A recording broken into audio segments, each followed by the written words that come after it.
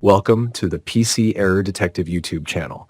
In this video, I'll guide you step by step on how to fix no sound when second monitor connected in Windows. If you find this tutorial helpful, please consider subscribing to the channel for more troubleshooting tips. Let's get started. Step 1. Click on the Start menu at the bottom left corner of your screen. Step 2.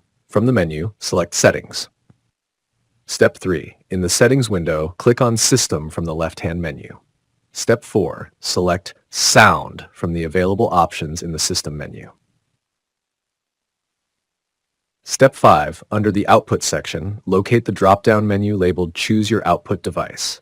Step 6. Click on it and select the audio device you want to use for sound output, such as your speakers or headphones. Make sure not to select the second monitor if it doesn't have built-in speakers. Once you've selected the correct output device, your sound should work as expected.